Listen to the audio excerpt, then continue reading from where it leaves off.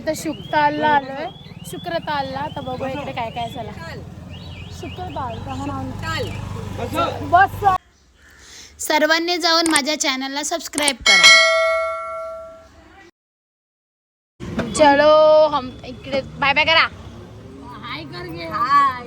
चला आता आम्ही चाललो शुक्रताल मध्ये. आम्ही पोहोचलो फायनली आणि आम्ही तिकडे घाटावर चाललोय. हाय करा अंतरा, हाय कर. यार मंगारी बसलेले.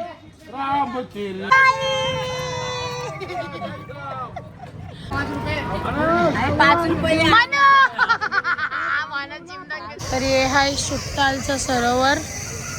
म्हणजे या पाण्याचं खूप गंगेसारखं हे आहे. समोरच नाव लिहिलंय हर हर गंगे. सारा ये आमच्या अंतरा. आणि समोरच हर हर गंगे लिहिलं आहे, बघू शकतात. आणि इकडे बघा गाईजी बघा माझ्या पाठीवर अंतरा. आणि बघा रिअल मध्ये पण आहे. बरं जाते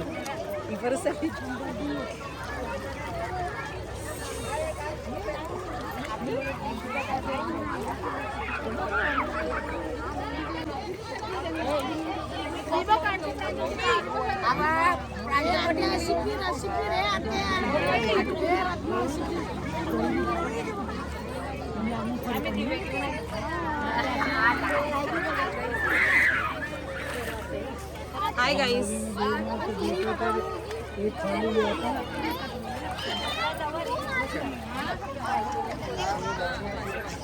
पे माया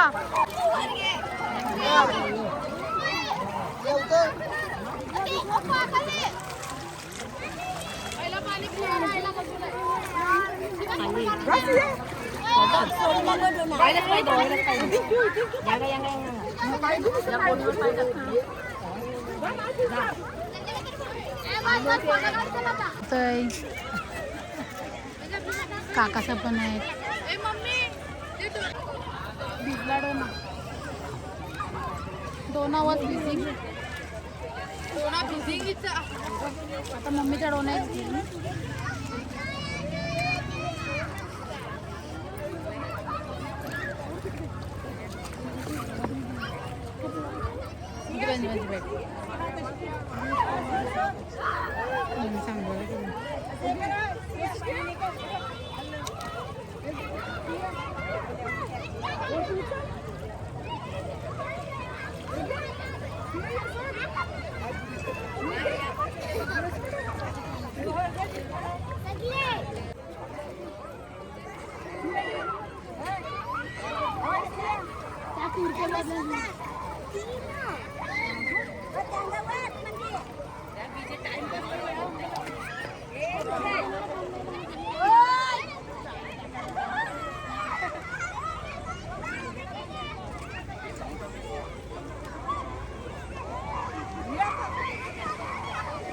आमची रत्ना काकू आता बघा कशा स्विमिंग करायला गेलेला आहे. पोता पुरल्या भिंग आईला अलका आईच्या डोने चालल्या देव बाप्पाला आईल्या. पण भागवत वाचतो, त्या भागवतचा उगमच या इकडून झाला, या मंदिराकडून. आता आपण इकडे जाऊया. आमची सगळी गँग पण आता चालले. Let's go. तर इकडचा परिसर बघा, मंदिराच्या इकडचा असं सगळं आहे. छोटी छोटी मंदिरं आहे तिकडे सगळी. हे बघा समाधी मंदिर आहे. ह्याला शुकताल जीर्णोत्तर सगळं आहे. छोटी छोटी छोटी छोटी मंदिर आहे सगळी. हेच ते झाड आहे ज्याच्या इकडून भागवताचा उगम झालाय. म्हणजे भागवत कुठून सुरू झाली ते हे बघा, हे झाड आहे. हेच वडाचं झाड आहे. तेच आहे देवर. तेच आहे.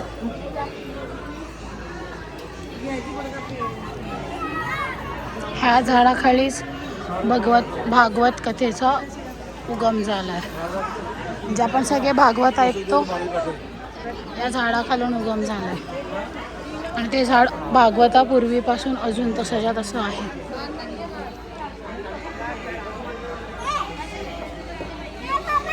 कितनी जड़ बड़ी है? जड़ देखो कितनी बड़ी है.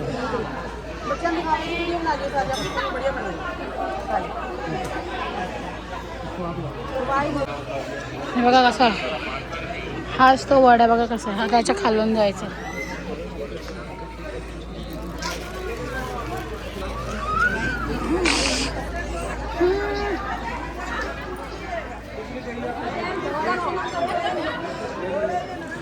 पूर्ण हा वड आहे बघा.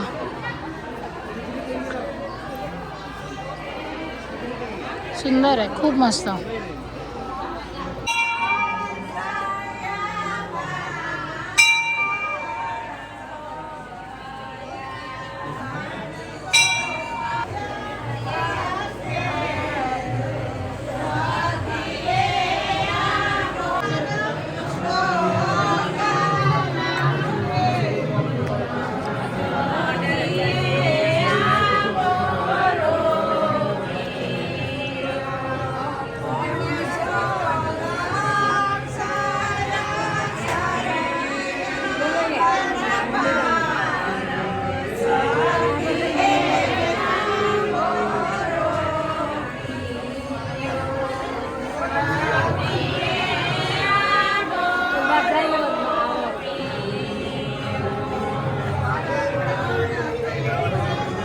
या वडाच्या मागच्या बाजूच्याच म्हणजे साईडला हे कृष्ण मंदिर आहे. इकडे दर्शन घ्यायचं असते. आणि इकडे छोटी छोटी खूप सारी मंदिरं आहेत. त्याचं सुद्धा आपण दर्शन घेऊया. तर इकडे बघा आपल्या बालाजी म्हणजे हनुमानाचं मंदिर आहे.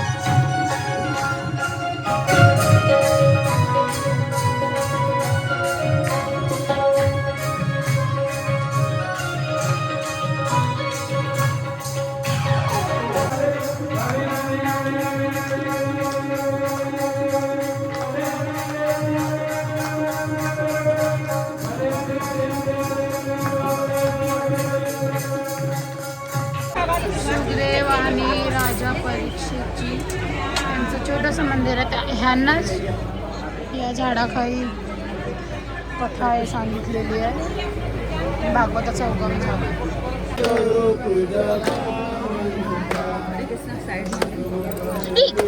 पटापट पटापट.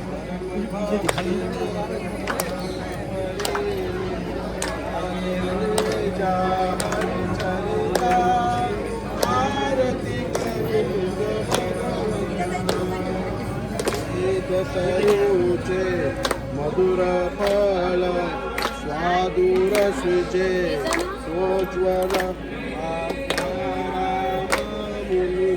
सकल सेवुर जाले जन सुपला महापर्वणी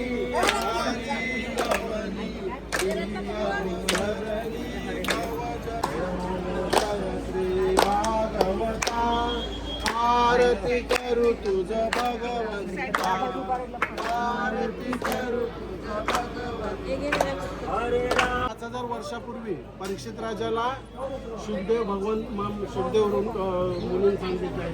शुद्धदेव मुनीची कथा म्हणजे काय? पार्वतीनं शंकर जेव्हा ते अमरकथा सांगायला गेले तर ती पहिला अमरनाथ गुफेत कोण गेलं? पार्वतीने शंकर. पण ती अमरकथा आहे म्हणून कोणी ऐकावी नाही म्हणून शंकर भगवंतांनी त्या गुफेत आग लावलीनं सगळं भस्मसात केलं. तर त्या गुफेत कोणता जीवू नाही राहिला पाहिजे. आणि काही असे तो शुक म्हणजे पोपट तो त्या यामध्ये जाऊन राहिला. ते अमरकथा सांगताना भगवान शंकर अमरकथा सांगताना पार्वती मातेला झोप लागली ना. शुकमुनी म्हणजे पोपट प्रश्न विचारित ते पोपट हू करायला म्हणजे त्याला वाटलं की पार्वती ऐकते कथा. नंतर कथा जेव्हा पूर्ण होते ते पार्वती झोपले. मग हू कोण करीत होतं ते बघितलं ते शुकमुनी म्हणजे पोपट आहे. मग तो तसंच भगवान त्याला शंकर भगवान मारायला त्याला हे करते तो नाही. मग तो मारायला हे करते म्हणून व्यास ऋषीचे आश्रमान जाते. यो शुकमुनी म्हणजे पोपट त्याला ते शंकर भगवान हे नाही करी व्यास ऋषींचं आहे ते त्याला कसं जायचं. मग 16 वर्ष तो तैला राहते त्याचे गर्भान व्यासमुनींचे बायकोचे गर्भान 16 वर्ष. मग त्यांना तो जन्म घेऊन मग तो पहिला परीक्षित राजाला कथा सांगायला येते. ही कथा आहे त्याची 5000 वर्षापूर्वी कथा या शिवाराखाली सांगितली होती परीक्षित राजांची. समजलं ना? आपण त्या तीर्थांना आता तुम्ही त्यामध्ये आंघोळी नाही केल्या अजून. आम्ही केलंय ना. पाय बुरविले म्हणजे तुम्ही जायला पवित्र. आता आमची ट्रेन फायनली गाडी आमची आली हरिद्वार मध्ये. आणि बघा एवढं मस्त आहे हरिद्वारला. ओम दाखव ओमच दाखवते. ओम झाडाचं मग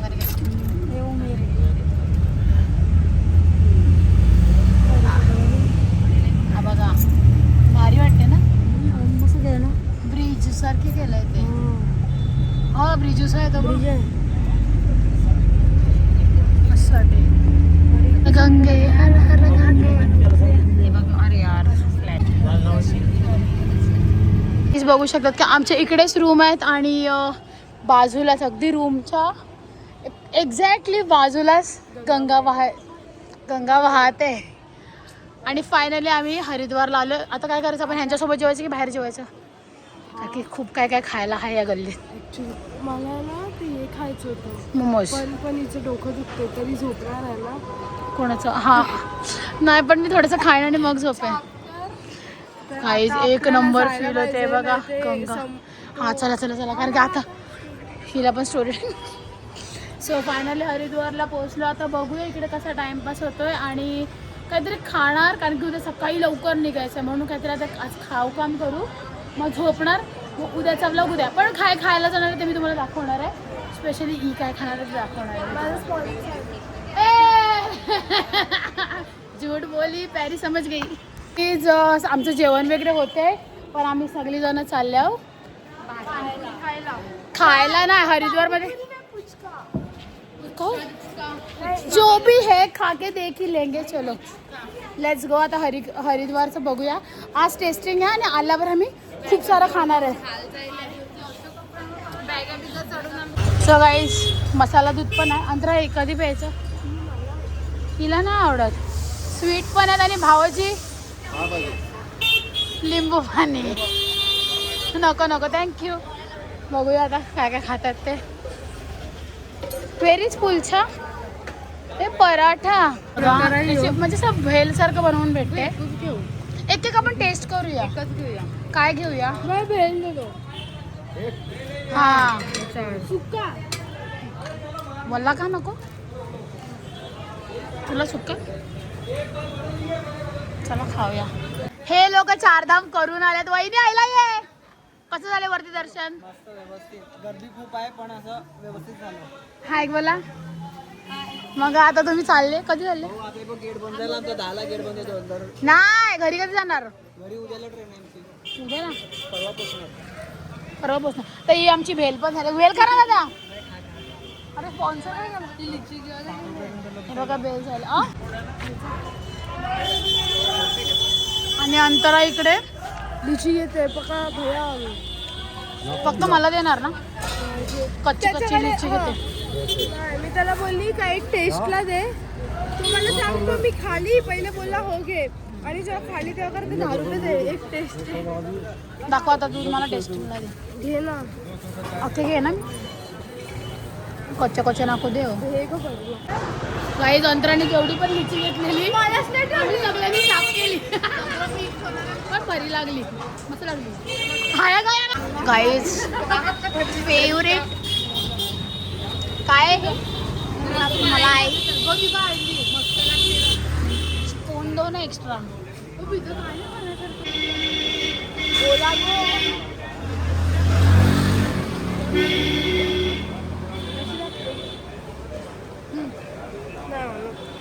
सो गाईज कोणता पराठा? आलू पराठा आलाय. या केवढं खातात पोरी देवा. मी नाही खाणार बापरे. जाऊ दे. आता आम्ही लास्ट अंगुरी खातोय. इकडची स्पेशल आहे.